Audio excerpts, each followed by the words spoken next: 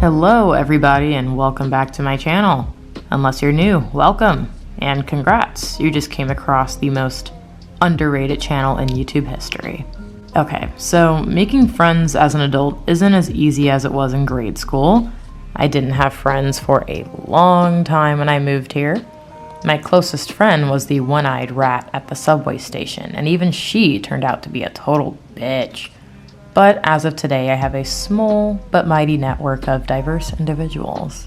After some trial and error, I've come up with an easy recipe to build a network in a new city. The ingredients include patience, a ballpoint pen, a piece of paper, and Kleenex with lotion. You will need patience because you cannot get frustrated if you can't find an auto replacement for your friends back at home. You will need the Kleenex for when you cry because this is a lonely city and depression is inevitable. You will need the pen and paper because I'm advising you to write out your hobbies. My hobbies include figure skating, K-pop, eating nonstop, and film photography. Using my list of hobbies, I compiled a list of the ways I was able to make and keep friends in New York City.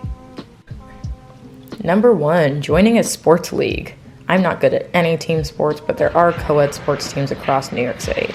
Zog Sports is one of the most popular, as well as nycsocial.com. I see these adults playing soccer and flag football in spring and even ice curling in winter.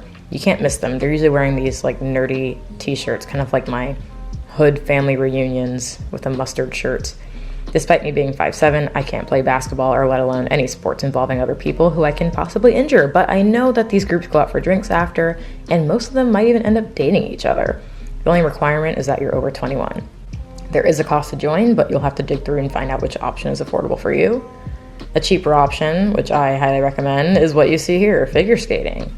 I made these friends through going to public skating rinks by myself in winter, like Bryant Park, Rockefeller, much more. Anytime I've been to a rink in winter, I've walked away with at least 3 more contacts, because we all share a love for figure skating.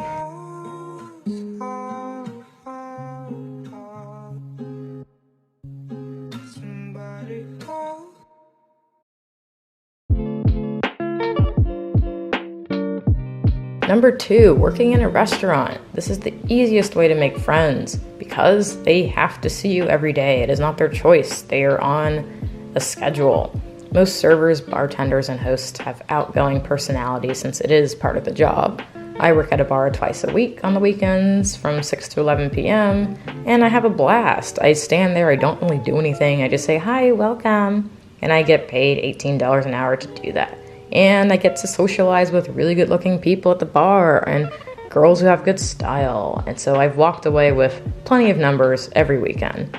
So that is option number 2. And if you're scared, like, oh, I haven't worked in a restaurant before, you can work as a host anywhere without experience. You just walk in person with your resume. Doesn't matter if you have experience or not. Someone will hire you, believe me.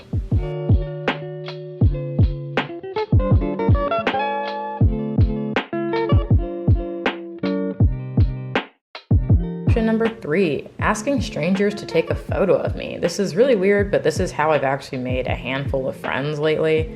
I do this pretty often. I love film photos, like I mentioned. We're going back to our list of hobbies that I had you write out. This stranger is holding a disposable camera, which tells them already the type of person that I am. I'm the type who likes tangible memories, planners, collecting stamps, believe it or not, ballpoint pens. And I have patience because it takes 2 weeks to get these things developed. The photos, I don't know why I just called it things. 9 out of 10 people make a comment about seeing my camera whenever I give it to them. They're like, oh my God, I haven't seen this in years. And I go, oh wow, yeah, same. Oh, I'm 23, just kidding. Then they go, oh really, me too, or whatever. I usually thank them for taking the photo, introduce myself. Next thing you know, I'm like, hey, if you really want to see what it looks like, I can email it to you. Give me your number, boom. So yeah, I'm really sly with these things. I've made a few friends and I actually ended up going on a date recently. This guy was like, oh my God, you're cute. I'm like, really? You find me attractive? Okay.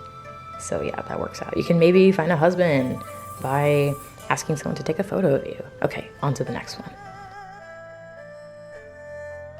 Number 4, this one sounds kind of funny, but it's true, making a YouTube channel. I get about 30 requests a day, people, from people asking to be friends because of my YouTube channel.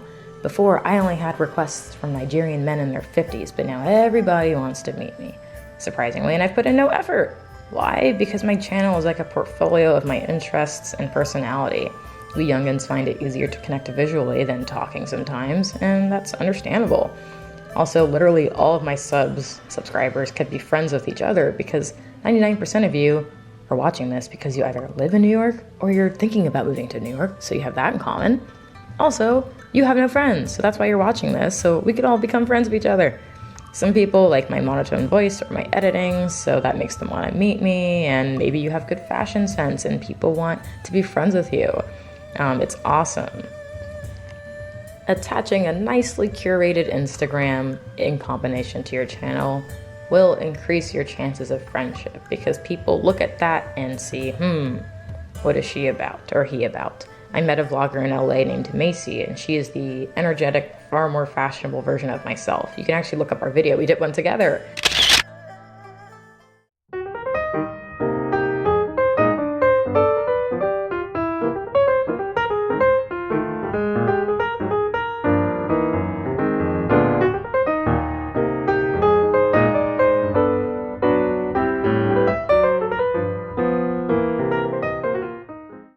He's always getting to do vlog bits with. I've been waiting for this my whole life.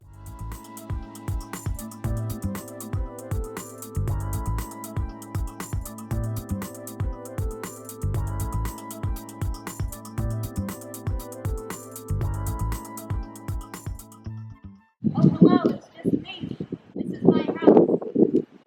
All my subscribers who made it possible. It was fun. I asked her, can I buy you bread? And she's like, okay. And we ended up hanging out in Venice Beach. If I was still in LA, we'd probably be closer friends by now too. I'm highly selective with friends because I have slight trust issues. And as we get older, it's so important to have people who you can trust, not like high school when you evaluate quantity over quality. I get some weird messages from people saying, literally, hi, I want to be your friend so I can say that I met you before you became famous. Or you're going to be famous, can I be friends with you? These messages come off as like pre-clout chasing, like you're trying to make a security deposit on my alleged future fame. You could just be like, hey, I like your channel, I like K-pop too. So when you're sending messages to people, think about how it sounds when you're sending it, because there are so many people trying to, bounce off each other's followers and whatnot. So just be genuine, that is all.